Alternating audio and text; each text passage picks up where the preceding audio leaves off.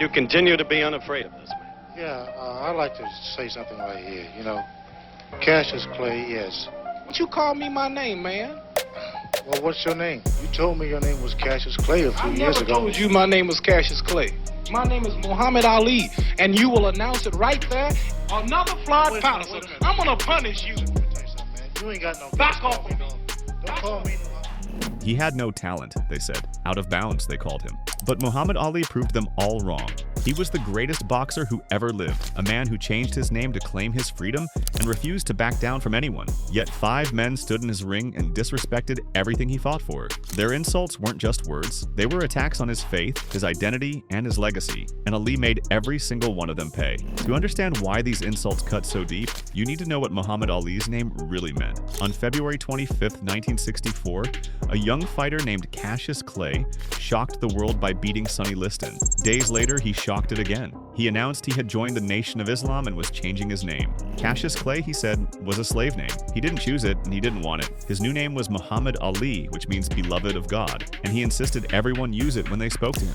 This wasn't just about a name. Ali had been attending Nation of Islam meetings since 1961. He was raised Baptist, but he questioned a faith where everything in the church seemed to represent white people. The Nation of Islam taught that Islam was the true religion of black people, and that message resonated with him. His conversion was both spiritual and political. He later said that if he were not a Muslim, he would not be the person he was, and the world would never have known Muhammad Ali. In 1960s America, this was seen as a threat. The white establishment viewed the Nation of Islam with fear. Ali's brash personality already didn't fit the image many sports writers wanted from black athletes. To them, he was a dangerous new kind of black man who couldn't be controlled. The establishment immediately weaponized his old name. Most newspapers and the majority of Americans refused to accept the name Muhammad Ali. This was deliberate. By rejecting his chosen name, they were trying to suppress the image he represented and deny him his identity. Prominent sports writers like Jimmy Cannon wrote that Ali's faith had turned boxing into an instrument of hate. The refusal to use Muhammad Ali wasn't a simple mistake. It was a political weapon. Ali had clearly defined the terms. Cassius Clay was the name of a slave. Muhammad Ali was the name of a free man. So when anyone, especially a fellow black boxer,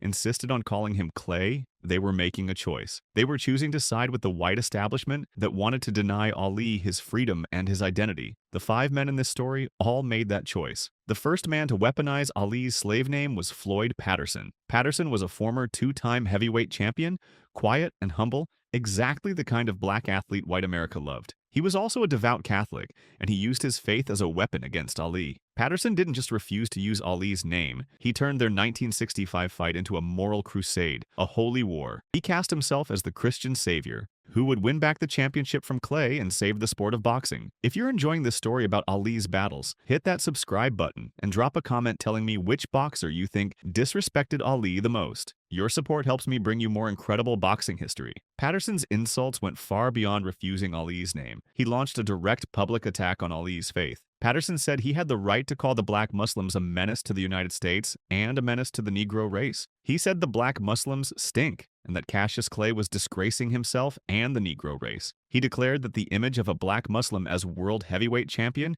disgraced the sport and the nation. Ali responded with equal force. He branded Patterson an Uncle Tom and a rabbit. In Ali's eyes, Patterson was a black man too loyal to white America, a willing mouthpiece for the establishment's hatred of Islam. Patterson became a tool for white supremacy, giving racist voices a credible black face to hide behind. The fight on November 22, 1965 was brutal punishment. Ali had promised to punish Patterson, and he delivered a 12-round beating. A New York Times reporter famously described it as watching Ali pull the wings off a butterfly. Patterson was suffering from a back injury, and Ali knew it. According to a Patterson biographer, Ali chose to hit him with soft punches, a calculated decision to extend the humiliation rather than grant a quick knockout. Patterson was hopelessly outclassed, and the crowd booed Ali for his cruelty. Former champion Joe Louis criticized Ali, saying he could have knocked Patterson out whenever he wanted, but Ali was selfish and cruel. But Patterson's guilt was clear. His disrespect wasn't passive. It was an active, public, ideological campaign. He weaponized his Catholic faith to legitimize his holy war against Ali. His quote calling Ali a menace to the Negro race was unforgivable. By saying it, he gave the white establishment a credible black voice to validate their own hatred. He became a tool of the white Christian power structure working to suppress Ali's movement. The pulling wings off a butterfly metaphor is key to understanding what happened. This wasn't a boxing match, it was a public execution. Ali's soft punches were calculated torture, making Patterson pay round after round for every published insult. This fight established Ali's grim pattern. Profound public disrespect would be met with profound and theatrical public punishment. If Patterson set the ideological precedent, Ernie Terrell's disrespect was stubborn and personal, leading to one of the most infamous spectacles in boxing history. Terrell was the WBA champion set to face Ali in a unification bout on February 6, 1967. In the build-up, Terrell insisted on calling Ali Cassius Clay. This deliberate, repeated refusal was a direct continuation of Patterson's disrespect. The animosity exploded during a pre-fight interview at ABC Studios. A physical altercation erupted after Terrell called Ali Clay multiple times. When Ali demanded to know why, Terrell claimed Ali had introduced himself as Clay when they first met years earlier. This excuse infuriated Ali, who escalated the confrontation. He shouted that his name was Muhammad Ali and that he was going to punish Terrell. Then Ali made the crucial connection. He shouted that Terrell was an old Uncle Tom, another Floyd Patterson. Terrell, offended, yelled back not to call him Uncle Tom, but Ali simply repeated the charge. That taunt, another Floyd Patterson, was the critical link. It proved that in Ali's mind, Terrell was consciously continuing Patterson's ideological crime. When Terrell, a fellow black man, chose to use the slave name, Ali saw it as the exact same betrayal. This perceived treachery brought out the worst in Ali. The fight itself was a 15-round, cruel, callous annihilation. Ali won a masterful, lopsided, unanimous decision. But the sport was secondary to the message. The fight is remembered not just for Ali's incredible footwork, but for his political message. Midway through the bout, with Terrell bloodied and half-blinded, Ali began his ritualistic taunt. He would land a flurry of punches and then step back, wearing a scowl rarely seen on his famous face, and bark at his rival. "What's my name?" He snarled it repeatedly. It was a savage beating, not for a knockout, but for humiliation. This 15-round torture was performance art. It was brutal political theater broadcast to the world. A chilling interview from 1979 reveals the depth of Ali's calculation. Ali admitted he wasn't really angry and didn't care what Terrell called him, but it was a good chance to promote his new image. This admission suggests Ali was so in control that he could weaponize his own legitimate grievance, turning a cruel annihilation into a premeditated act of self-branding. The "What's My Name" fight was a message to the establishment, written in Terrell's blood. The rivalry with Joe Frazier was the most painful and complicated in Ali's career. The disrespect was mutual, a toxic cycle of betrayal and retaliation that poisoned both men. While Ali's taunts were indefensibly cruel, the focus here is on Frazier's own guilt. His persistent, lifelong refusal to use Ali's name, born from Ali's betrayal of friendship. During Ali's 3.5-year exile for draft refusal, Joe Frazier was his advocate. Frazier publicly supported Ali, testified on his behalf, and even lent him money. Frazier's camp detailed how he petitioned President Nixon to have Ali's license reinstated and gave Ali cash handouts when he was financially strapped. Ali repaid this loyalty with a vicious diatribe of insults to promote their 1971 fight of the century. The insults were calculated strategy to isolate Frazier from the black community. First, Ali used his standard political weapon, branding Frazier an Uncle Tom and the white man's champion. This slur was particularly galling, given that Frazier, like Ali, had emerged from poverty in the segregated South, the son of a poor sharecropping family. Second, Ali's attacks became personal and racist. He called Frazier too dumb and ugly. Most infamously, he repeatedly called Frazier a gorilla. In the build-up to the Thrilla in Manila, Ali held up a rubber toy gorilla and gleefully pounded on it, taunting that it would be a Thrilla with a gorilla in Manila. This infuriated Frazier past the point of redemption. These weren't harmless promotional antics. They had devastating real-world consequences. Frazier said the taunts caused his children to be bullied and come home crying from school. Frazier's retaliation was to wield the one weapon he had left, Ali's slave name. In public and in private, he consistently referred to Ali as Cassius Clay. This became his enduring, defiant act of disrespect. The hate never cooled. Decades after their trilogy, Frazier's bitterness was raw and shocking. Speaking of Ali's advanced Parkinson's disease, Frazier said, "Look at him now, he's damaged goods. God has shut him down. He can't talk no more because he was saying the wrong things. He was always making fun of me. Him or me, which one talks worse now? He can't talk no more, and he still tries to make noise." Ali's guilt in creating this monster is undeniable. His attacks were a cynical betrayal that inflicted a deep personal wound. For promotional gain, he painted his friend and benefactor as a race traitor. However, Frazier's response is where his own profound disrespect lies. Unlike Patterson or Terrell, Frazier had a legitimate personal grievance, but his method of retaliation, clinging to Clay, was to adopt the very same tool of disrespect used by the white establishment Ali was fighting. His refusal to ever grant Ali his name, long after the fights were over, and his cruel karmic gloating over Ali's illness showed that he became the enemy Ali had falsely claimed he was. Frazier was so consumed by justified hatred that he adopted the language of Ali's greatest oppressors and never let it go. The disrespect from Oscar Ringo Bonavena was different. It wasn't ideological like Patterson's or personal like Frazier's.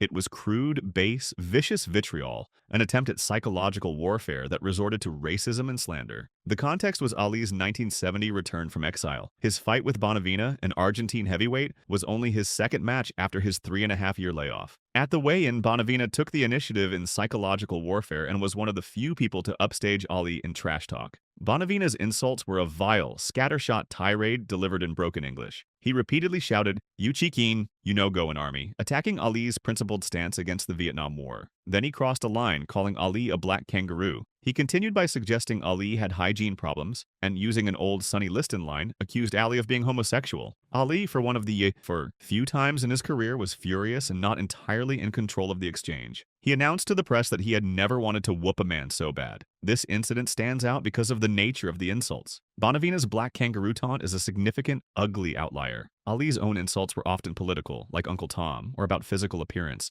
but his gorilla taunt of Frazier and Bonavena's kangaroo taunt of him both crossed a line into zoological dehumanization. Bonavena's strategy was clearly to out-Ali, but he lacked Ali's political wit. His disrespect wasn't ideological. It was crude, racist, and homophobic. He wasn't just rejecting Ali's name, he was rejecting his humanity. His Chiquin taunt was a cynical attempt to weaponize Ali's deeply held anti-war principles against him. Bonavena tried to reframe one of the 20th century's most significant acts of moral sacrifice as simple cowardice. The case of Leon Spinks is borderline. The disrespect wasn't verbal or ideological, it was symbolic. Spinks's sin wasn't what he said, but who he was and how he behaved. He failed to show deference to the title he won, and in doing so, cheapened the legacy of the man he beat. On February 15, 1978, Spinks, a 1976 Olympic gold medalist, but a novice with only 7 professional fights, stunned the world by winning a split decision against Ali. The loss was self-inflicted. Ali was out of shape,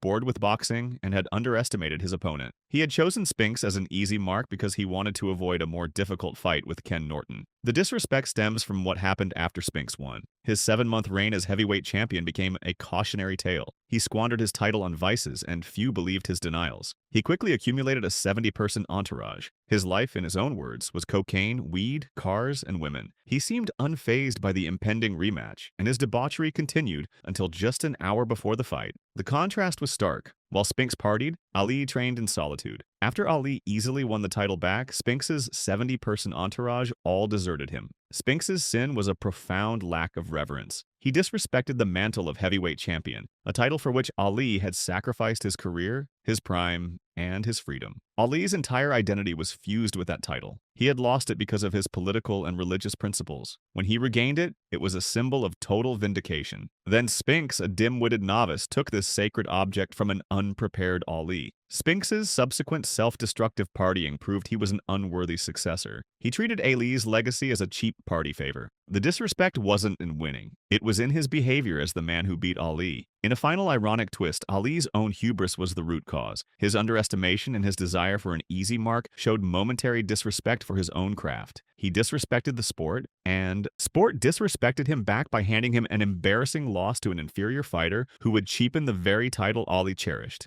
These 5 men represent the full spectrum of disrespect Muhammad Ali endured. Disrespect that was always about more than boxing. They weren't just fighting an opponent, they were fighting a revolution embodied in one man. Floyd Patterson fought Ali's faith, becoming a menace in his own right by weaponizing hatred of Islam for the white establishment. Ernie Terrell fought Ali's identity, stubbornly clinging to a slave name and suffering a savage, humiliating public lesson in return. Joe Frazier fought Ali's shadow, a relationship poisoned by betrayal that caused him to cling to the name Clay as a weapon long after the final bell. Oscar Bonavena fought Ali's race, stooping to crude, dehumanizing taunts like black kangaroo when he couldn't win with his fists. And Leon Spinks fought Ali's legacy, squandering the heavyweight title and proving himself an unworthy inheritor of the mantle Ali had defined. Before we wrap up, make sure you're subscribed and leave a comment about which of these 5 acts of disrespect you think was the worst. Was it Patterson's holy war, Terrell's stubborn defiance, Frazier's lifelong bitterness, Bonavena's racist attacks, or Spinks's reckless disregard for the title? Let me know below. In the end, the disrespect these men showed Muhammad Ali did not diminish his name. It only defined their own. By refusing in their own ways to see him as he demanded to be seen, as Muhammad Ali, a free man, they secured their permanent negative roles in the story of the greatest. Ali stood tall through it all. He defended his name, his faith,